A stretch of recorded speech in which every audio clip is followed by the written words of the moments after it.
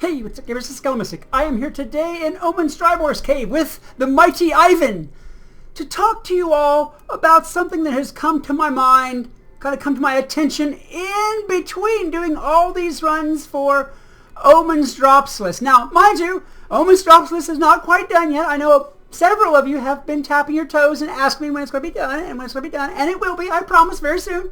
Don't beat me. It'll be done very soon. But in the meantime, I want to talk to you guys about the strategy for beating Omen Stribog. I have run this a multitude of times now. Not enough for the drops list, but I have run it a multitude of times. And I have seen, and I have heard, and, and unfortunately I've been a party to some craziness as regards strategy for this guy. Some of these matches have been slam bam, thank you ma'am, go home to the keg party and pat the guy on the back.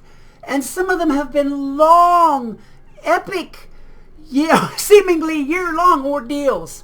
We're going to separate out what's good from what's bad as far as strategy goes. There are several different things you can do depending on what schools of players that you have in your team. And I'm going to go through strategies that work okay to strategies that I feel work the best. I'm going to go from the least to the best, starting with the Ice Dispel Strategy. If you happen to have an ice on your team that's effective, you'll put him in the first spot, and all he'll do the whole match is dispel the Sentinel to keep him from putting shields up like he so likes to do so very, very, very much.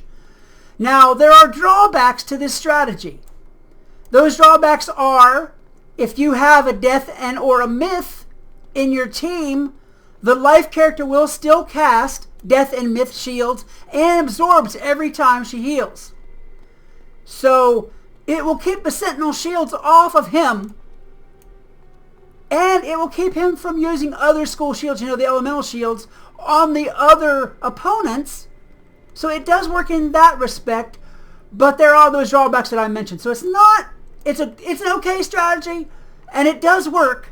It's just not a perfect strategy. It doesn't cover all the bases.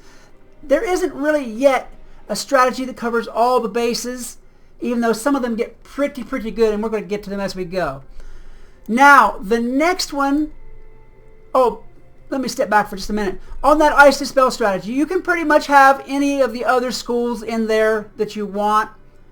I recommend having a Storm and a Fire for their damage potential, but you can pretty much have any other school in there that you want, as long as you've got that ice up there dispelling the Sentinel. Just for that strategy, however. Alright, so it really works for any school that you want to have on that team, as long as you get that ice. Now, moving on up. The Shadder Strategy. I personally prefer this one. It's pretty good. Whatever school is brave enough to go in the first spot, make sure they've got either regular shatters or TC shatters in their hand. Or in their deck, I'm sorry. In their deck. You and your Storm and your Fire, or whatever your damage schools are, will go ahead and stack their traps onto the Sentinel. And once they're done stacking, that person in the first spot will cast their Shatter on the Sentinel, getting rid of all of his shields all at the same time, and then all of you hit on that turn. Say you've got a Death and a Storm and a Fire and a Ice, whatever. Okay? That guy in the first spot, the Death who has the Shatter cards, will shatter, and then the Fire and the Storm and the Ice will all hit on that same turn, and you'll pretty much decimate him. Now, if you happen to have a proficient Fire on your team who has stacked up his backdrafts, he may very well even be able to one-shot the Sentinel with this strategy. I've seen it done. I've seen one-shot, and I've been in plenty of battles where we two-shot the Sentinel. Myself and a Fire or another Storm or what have you, we just stacked up our traps, we let them shatter, made him defenseless, and got rid of him quick. It does take a little bit of time to stack up those traps, and you do have to be pretty proficient at staying alive if you don't happen to have a life with you. And that means doing some heals on yourself or making sure you stack your own shields in or what have you. The tower shields, of course, are the most effective for being for any school and blocking shadow as well. I personally, to supplement this strategy, have a few steel charms in my deck. So whenever the Sentinel casts up that great big Ice Absorb on one of his players, I'd probably steal it and keep it for myself. And that thing is good for 3 or 4 hits depending on the size of them. You can block a lot of stuff with that Ice Absorb.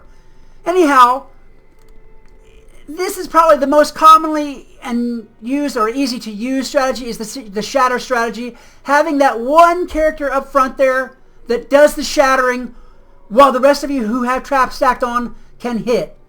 Now, an addition, a sweet, juicy addition to this strategy is if you happen to have a balance on your team, he can cast Blade Storm. Blade Storm and Steel Charm, I meant Steel Ward about that Ice Absorb, by the way, and Steel Charm are the 2 ways in which you can get blades without having them removed. They will not remove blades except for the caster. They'll remove it on the balanced caster if he uses Blade Storm. They will not remove the extra blades for Blade Storm so the other players can have blades, and they will not remove a blade that's gotten by Steel Charm. Alright? That's going to be the general strategy and probably the most used one, Shadder, because, you know, a lot of people, it's easy to get Shadder TCs, and that way any school can go ahead and run and do this, and you'll be all good, juicy, and delicious. Now, the best strategy that I've seen so far involves a myth. What happens in this strategy? You have that myth up front there in the first spot. They cast up a bunch of myth traps, and you cast up a bunch of myth traps with them.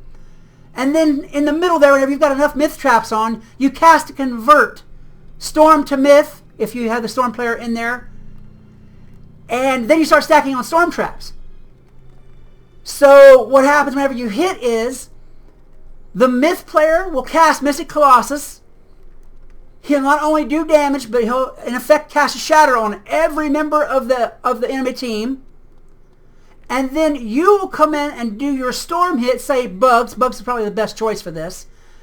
And you'll eat up a bunch of Storm traps, and you'll have a huge ball of damage, and then you'll convert to myth and do a bunch more damage. And that is really the best one for a multi-hit, because you boys, woo-ha, you can go to town when you do a strategy like that. That is probably the best strategy so far as team play goes.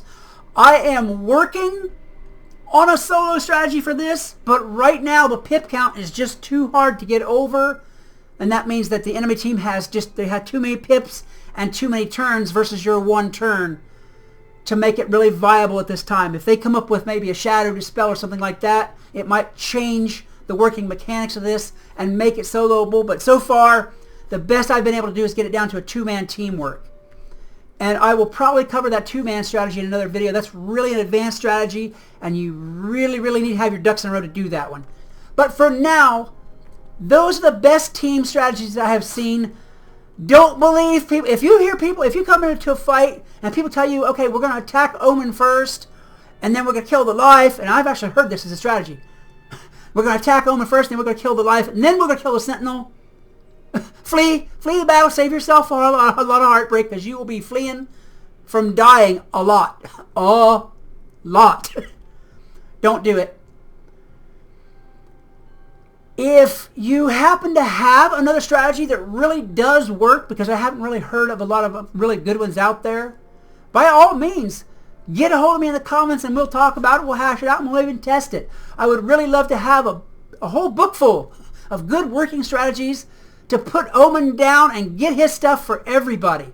Because right now, outside of this door right here, there's a ton of people waiting to fight. And out of that ton of people, about half a ton of them have no clue what they're doing. No clue. And I don't want to see that for you guys. I want to see you come here every time and pick up wings and yaks and stags and mastery ambulance and all the really cool stuff that Omen's got. Because Omen, he's a rich guy. And he needs to be rolled. Come get him. Alright guys, if you enjoyed this video and this strategy session helped you out, please smash that like button down. I would really like it. And as well, share this video because that's going to help me out. Until next time, this is Skelemystyk reminding you that whatever else you do, always love the game. Peace! Hey, what's up gamers? This is Skelemystyk. I am here today in Omen Stribog's cave. After a long, and I must say long, bunch of battling, I am bringing you Omen's drops list. We have run this battle 25 very, very long times. Did I say long? I meant